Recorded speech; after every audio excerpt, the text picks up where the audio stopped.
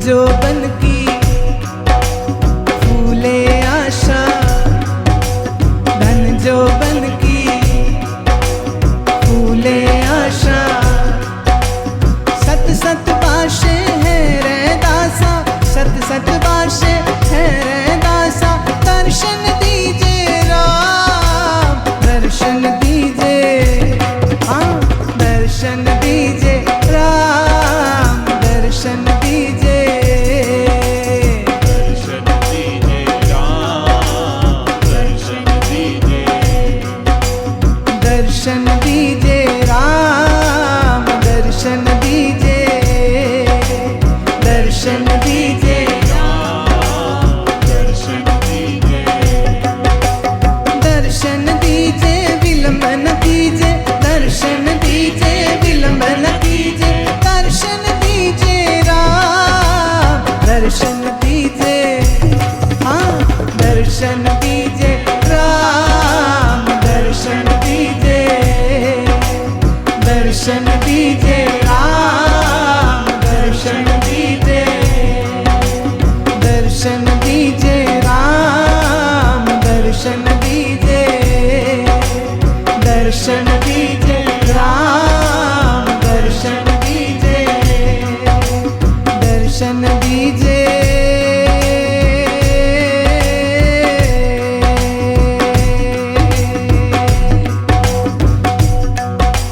दर्शन दीजिए राम, दर्शन दीजिए, दर्शन दीजिए राम, दर्शन दीजिए, दर्शन दीजिए राम, दर्शन दीजिए, दर्शन दीजिए राम, दर्शन दीजिए, दर्शन दीजिए राम, दर्शन दीजिए, दर्शन दीजिए राम, दर्शन दीजिए, दर्शन दीजिए राम, दर्शन दीजिए, दर्शन दीजिए राम, दर्शन दीजिए, दर्शन दीजिए राम, दर्शन दीजिए, दर्शन दीजिए राम, दर्शन दीजिए।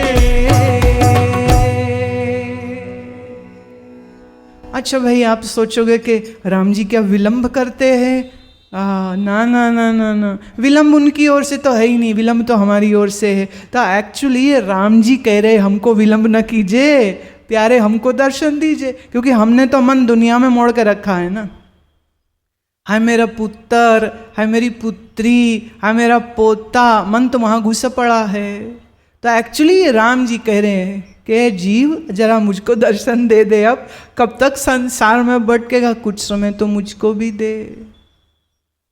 ये मन जो बाहर संसार में भाग रहा है, थोड़ा इसको इन्वर्ट करिए, return it towards it's source. थोड़ा समय, कुछ वक्त निकालो प्यारे, कुछ वक्त निकालो जहां इंद्रियों को तुम शांत करके, नेत्रों को बंद करके, श्वास को संयमित करके और मन को ईश्वर का नाम सुमिरन में लगा देवे। सबसे आसान काम है ये वाला, सबसे आसान। लेकिन फिर भी कभी कभी जिसको मैं आसान कह रही हूँ शायद वो आपके लिए मुश्किल हो। तो कल जब हम मिलेंगे तो मैं आपको एक छोटा सा अभ्यास यहीं पे कराऊंगी, जिसमें कैसे मन जुड़ जावे। देखिए, आप किसी धर्म को मानते हो, कोई मंत्र करते हो, इससे कोई फर्क नहीं पड़ता। भले आप किसी गुरु के शिष्य हो तो भी कोई फर्क मुझे नहीं पड़ता है। मुझे तो अपना काम करना है और मन जोड़ने की युक्ति आपको बतानी है। अब आपका मन जुड़ जाए, आप भीतर आनंद प्रेम रस को प्राप्त हो में, हमको तो इसमें खुशी है, हमें तो इसमें आनंद है। मैं यहाँ आपको अपना चेला बनाने नहीं आई हूँ, मैं आपको अपने पीछे लगाने नहीं आई हूँ, मैं आपको अपने साथ ले जाने भी नहीं आई हूँ। ना ना ना ना ना, हमारा वो काम ही नहीं है, हमारा वो एजेंडा ही नहीं है। हम आपसे पैसे लेने नहीं आए हैं, हम आपसे कोई दान दक्षिणा लेने नहीं आए हैं, मुझे उसकी कोई आवश्यकता नहीं, क्योंकि हम तो नौकर राम के हैं। हमारा टीए डीए सब हाउसिंग वाउसिंग सब कुछ वही देते हैं। हमें किसी मनुष्य के एहसान तले प्रभु ने रखा ही नहीं है। तो प्रभु हमारे दाता हैं और इस शरीर की आवश्यकताएं इतनी ज़्यादा भी नहीं हैं कि किसी के ऊपर हम कभी बोझ बन पावे ना। वो तो हम किसी से कुछ लेके राजी नहीं। सच तो है, मुझे तो आपका प्रणाम भी नहीं चाहिए कि तुम आओ हाथ जोड़ो और वो मुझे मत्थे टेको, मुझे तो जरा भी अच्छा नहीं लगता। कारण तुम तो मेरे प्रियतम हो। आप प्रभु नर नारी बन करके आया है, तो उससे हम पांव छुआएंगे क्या? वो तो मेरा आत्मीय है, तुम तो मेरे हो, तुम तो मैं हूं। कुछ लेने थोड़े आए हैं आपसे। दाता के साथ रहते रहते कुछ दाता की आदतें आ गई हैं। किसी ने कहा था, ये सोच के तोड़ दी माला मैंने अपनी, ये सोच के तोड़ दी माला मैंने अपनी, क्या हिसाब रखूं जो देता बेहिसाब है। गिन गिन के हम माला करें, गिन गिन के हम मंत्र करें। अरे देने वाला दाता कृपा बिना किसी हिसाब के देता है और बेहिसाब देता है और बेहिसाब देता है। हम उसके साथ हिसाब किताब रखेंगे? फकीर कहता है, ये सोच मैंने माला ही तोड़ दी अपनी। अब तो सुमिरन करता हूं पर गिनती नहीं गिनता हूं कि कितना किया। जब देने वाला गिनती नहीं कर रहा है तो मैं गिनती कैसे कर सकता? तो आपके मन को किस प्रकार आप एकाग्र करें, इसकी कुछ थोड़ा सा प्रैक्टिकल हम लोग कल करेंगे। विषय अभी भी बचा है, अभी भी दोहे बाकी हैं। ये प्रसंग राम लक्ष्मण का तो कल भी चलेगा, पर साथ ही साथ हम लक्ष्मण जैसे कैसे हो जावें, कुछ युक्तियाँ, कुछ टिप्स, कुछ अभ्यास छोटा सा हम लोग कल सत्संग में करेंगे। इस विषय में बातें बहुत सी हैं, पर जितना आप धीरज और जितने संतोष से आप बैठेंगे उतना उतना इधर से जीभा से बाहर निकलता रहेगा। क्योंकि हम सोच के तो आते नहीं कि आज ये बोलेंगे, और इस जीभा से वही निकलता है जिसकी आवश्यकता उस समय पर होती। तो आपका प्रेम, आपकी श्रद्धा की तारें ईश्वर के संग ज्यों ज्यों जुड़ती हैं, त्यों त्यों ईश्वर इस वाणी को प्रेरणा दे देते हैं और वैसा वैसा ये वाणी बोलने लग जाती। हम सोच के तो बोलते नहीं। सोच के बोलने लगे ना तो इतने लोगों के सामने टांग ही कांपने लग जावे डर से। अरे कैसे बोलें? इसे हम नहीं बोलते। मैं ओ बोल बोला बुलावे जो सतगुर, मैं ओ बोल बोला बुलावे जो सतगुर, बुलावे जो सतगुर, कहलावे जो सतगुर।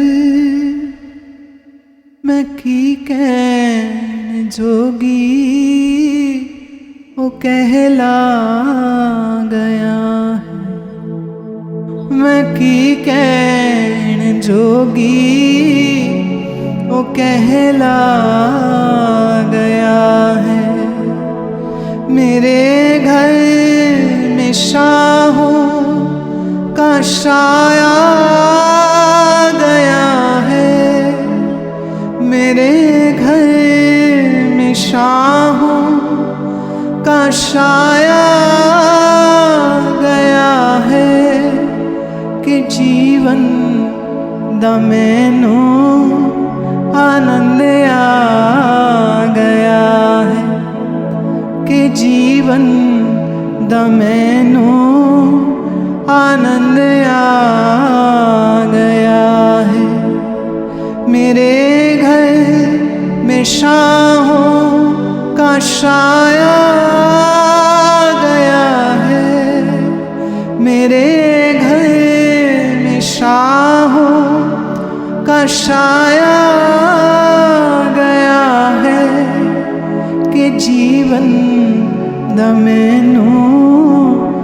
आनंद आ गया है कि जीवन दा मैनू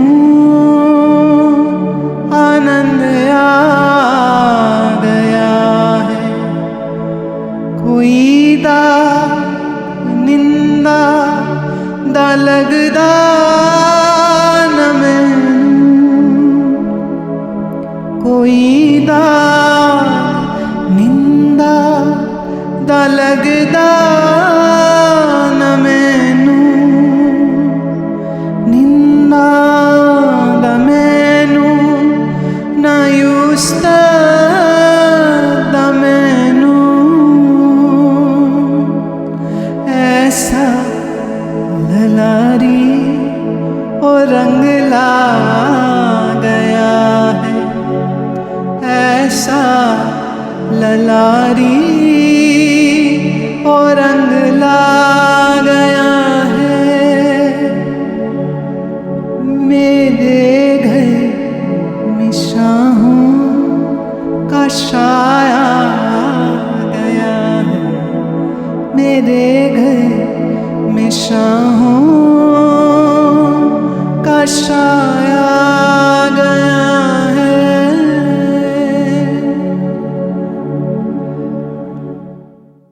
उसका प्यार है जो बुलाता है, और उसका प्यार है जो आपको यहाँ बुलाता है। तो हम भी उसके प्यार के मारे हुए हैं और आप भी उसके प्यार के मारे हुए हैं। सो दो प्यार के मारे हुए जब बैठते हैं तो उसको सत्संग कहते हैं।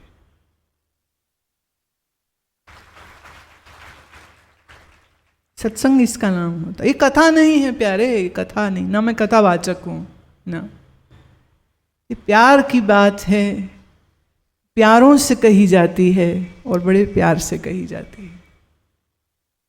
सच तो ये है कि जितना रस आप लेते हैं सुनने में, उतना ही रस यहाँ भी हम लेते हैं सुनने में।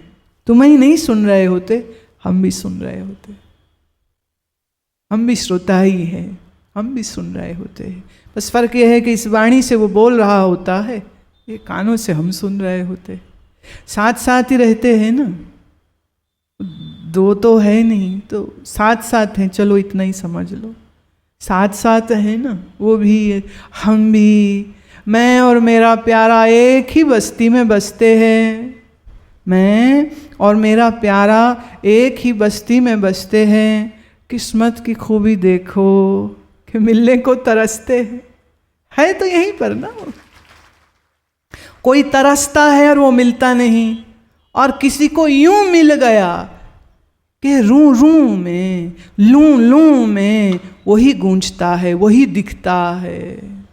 एक छोटी सी बात कहती हूँ, अभी आ रहा है ध्यान में। किसी ने बाबा शेख फरीद को, राजा था, उसने एक सोने की बनाई हुई कैंची दी, कहा आपको भेंट देता हूँ, आप ले लीजिए। फरीद बोले मैं नहीं ले सकता। क्यों? बोले कैंची का काम काटना है, हमारा काम तो जोड़ना है। देनी ही थी तो मुझे सुई देता, तू कैंची क्यों दे रहा है मुझे? काटना काम संत का नहीं होता है, हमारा काम तो जोड़ना है। वो टूटा घर हो, टूटा दिल हो, कुछ टूटा हो, फट से उसको जोड़िए, क्योंकि जुड़े हुए दिल की तार जब ईश्वर से जुड़ती है तो उसका आनंद की प्राप्ति होती है। इतना ही कह के वाणी को विश्राम देती हूँ। अंत में आप सबके हृदय में बैठे साक्षात प्रभु गुरुदेव को मैं प्रणाम करती हूँ। आज आगे श्री राम और लक्ष्मण के संवाद को बढ़ाते हैं। क्या कहा श्री राम ने? अब यहाँ भक्ति के लक्षण श्री राम कह रहे हैं। सो लक्षण, ये लक्षण तुम देखना तुम्हारे में ये आए हैं कि नहीं आए। तिलक लगाया, गले में माला पहनी, मंदिर घंटी बजाए, इतने से हम भक्त नहीं होते। कैसे भक्त होते? श्री राम ने पूरे लक्षण दिए। वो लक्षण आप ठीक से सुनो, फिर मैं उनका अर्थ भी बताती हूँ। मम गुण गावत पुलक शरीरा गद गद गिरा नयन बह नीरा काम आदि मद दंभ न जाके तात निरंतर बस में ताके बचन कर्म मन मोरी गति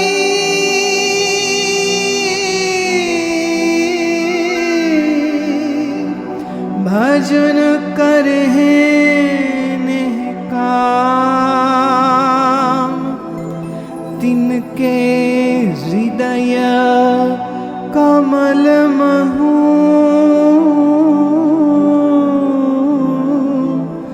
करऊं सदा विश्राम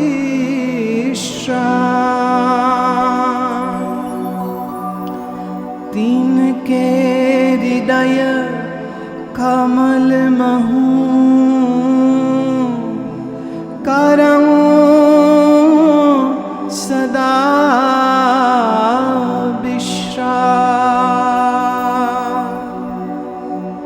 मंगल भवन अमंगल हारी द्रवं सुदशरथ अजर बिहारी श्री राम श्री राम श्री राम श्री राम।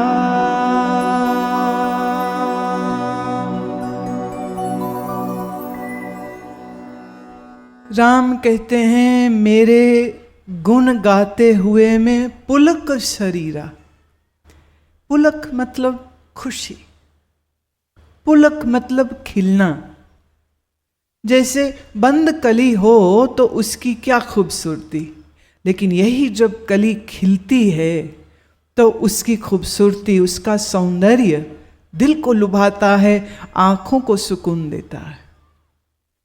राम कहते हैं परमात्मा का गुणगान गाने में उसका शरीर पुलक जावे, खिल जाए, हैप्पी, प्रसन्न, और गदगद गिरा, उसका हृदय गदगद हो रहा है। अब मैं गदगद को अगर आम साधारण बोली भाषा में कहूं तो मुहावरन कहती हूं कि दिल में लड्डू फूटते हैं। कभी जिंदगी में ऐसी कोई खुशी तुम्हें मिली जिसमें दिल में लड्डू फूटने लग जाए? क्या आपकी खुशी का कोई अंत नहीं है? आप प्रसन्न हो रहे हैं, दिल में जैसे फुलझड़ियां चलने लग जाए, ऐसी खुशी, ऐसी खुशी गदगद हो जाए। किससे? छोटे छोटे मन छोटी छोटी खुशी में खुश हो जाते। जैसे पत्नी को अच्छा भोजन करा दो, कोई गहना जेवर दे दो, कोई कपड़े दे दो, वो बड़ी खुश। पति के मनपसंद सब्जी बना दो, उसके मन मर्जी की बात पूरी कर दो तो वो भी खुश। अपने बॉस को फूल फल की टोकरी और कुछ सेवा और साथ में दे दे तो बॉस खुश। कहीं रिश्वत दे के खुशी ले लेता है इंसान, कहीं शराब पी करके लेने की कोशिश करता है इंसान। छोटा मन ना तो छोटी छोटी चीजों में खुशी मिलती। एक सज्जन की मैं कथा आपको जरूर कहना चाहूंगी। मैं इन सज्जन की लॉटरी लगी और इनको कोई 10 लाख रुपया मिला। वो कहते 10 लाख रुपया मेरे हाथ में आया, ये पुरानी बात है, 20 साल पुरानी बात है ये। बोले 10 लाख मेरे को जो मिला, तो मैं तो कुछ 100 कमाने वाला इंसान, और सडनली 10 लाख रुपया आ गया। बोले मेरा तो दिमाग घूम गया, लगा अब जो जिंदगी में कभी सोचा था वो सब काम करूँगा मैं। तो पहले घर बड़ा बनवाया, बड़ी सी पार्टी दी, खूब शराब पीने लग गया। पैसा आ गया ना, तो छक के शराब पीने लग गया। रोज रोज एक पार्टी रख देता, दोस्तों ने मांगे पैसे तो उनको भी दे दिए, और पैसे इतने हैं तो काम करने की क्या ज़रूरत है, तो दुकान भी अपनी बंद करके बैठ गया कि पैसे तो हैं, अब मैं क्या करूं, पैसे खर्चूं, रोज के रोज खर्चूं मैं। पैसा आया तो नकली दोस्त बहुत से आ गए, दोस्त आ गए तो खाना पीना ऐश अयाशी बढ़ने लग गई, औरतों के पास जाने का चक्कर शुरू हो गया। इस चक्कर में पत्नी नाराज हो गई, बहुत लड़ाई झगड़ा हुआ। एक दिन पत्नी गुस्सा खा करके उसे छोड़ कर चली गई। बेटे पैसा मांगे, मुझको दो, किसी को कम दिया, किसी को ज़्यादा दिया। वो पैसे के चक्कर में बेटे बाप के दुश्मन हो गए। अब वो सोचें कि अगर ये मर जाए तो सारे ही पैसे हमारे, रोज मांगने की भी ज़रूरत न रह जाएगी। ऊपर से रोज शराब पी पी करके सेहत खराब हो गई। और हुआ यूं कि 4 से 5 साल के अंतराल में पत्नी छोड़ गई, बच्चे दुश्मन हो गए, सेहत खराब हो गई। और जब सेहत खराब हुई और पैसे ख़त्म होने लगे तो नकली दोस्त सब भाग गए, और रह गया वो अकेला अपनी बीमारियों के साथ।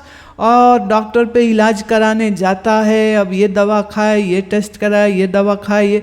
वो कहता है कि लोग बोलते हैं लक्ष्मी आती है तो भाग्य जगता है। मुझसे पूछिए, जब तक मेरे लक्ष्मी नहीं आई थी मैं ठीक ठाक था, लक्ष्मी ने तो मेरा सत्यानाश कर दिया। कौन पागल लोग हैं जो ये कहते हैं कि लक्ष्मी के आने से कल्याण होता है। मुझको देखिए, मंदिर जाता था, कभी कभार कुछ सेवा भी करता था, लेकिन इस धन ने, बुरी संगत ने, शराब ने, जुए ने ऐसा मेरा दिमाग खराब किया कि मैं अपनी सब अच्छाइयाँ भूल के कब बुरा और दुष्ट आदमी बन गया ये तो खुद को ही पता नहीं चला।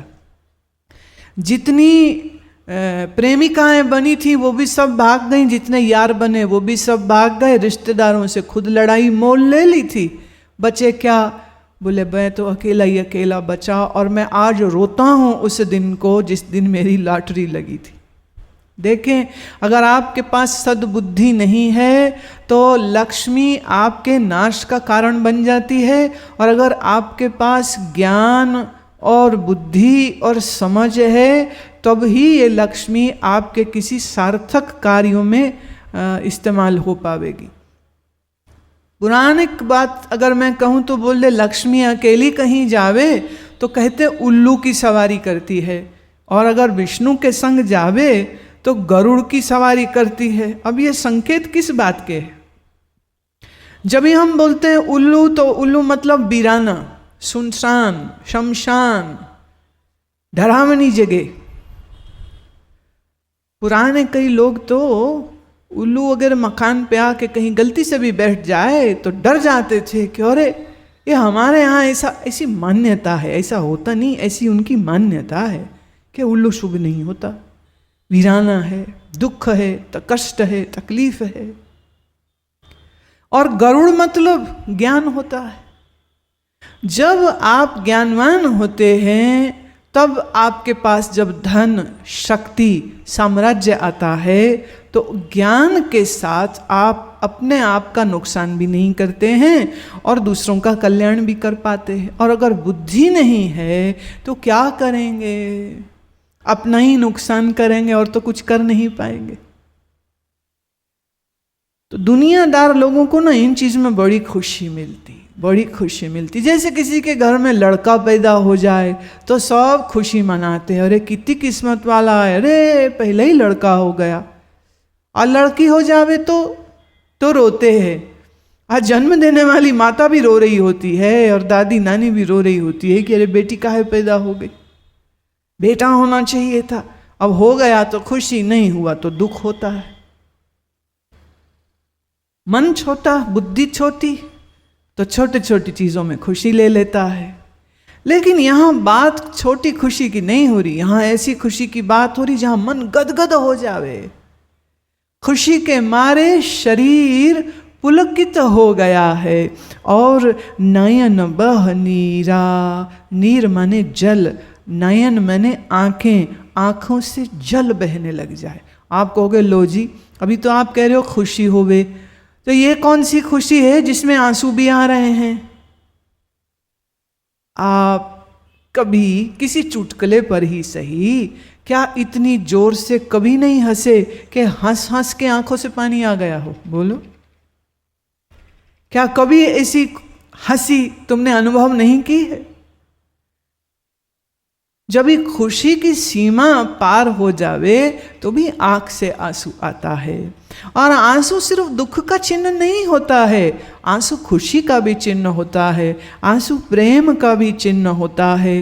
तो श्री राम क्या कह रहे हैं? पहला, मम गुण गावत पुलक शरीरा। एक, प्रभु का गुणगान गाना कोई मजबूरी नहीं है, कोई डंडा नहीं सिर पे लगा के भजन करना चाहिए, पर भजन करने में इतना रस है, आनंद है कि उस आनंद में सीमा तोड़ जाता है मन, तो खुशी के मारे और प्रेम के मारे आंखों से आंसू बहने लग जाते। मुझे नहीं पता आपके जीवन में कभी ऐसी घड़ी आई है या नहीं आई है। नहीं आई है तो मैं कहूँगी ये मौका ऐसा है जब आप अवश्य प्रार्थना करिए कि प्रभु हमारे जीवन में भी ये अवसर आए कि आपका नाम चिंतन करते हुए, आपका सुमिरन करते हुए हमारा शरीर भी पुलकित हो जाए, हृदय गदगद हो जाए और नैनों में आनंद के अश्रु बहने लग जाए। ये आंखें पवित्र हो जाती हैं जिन आंखों से ऐसे आंसू बहते हैं।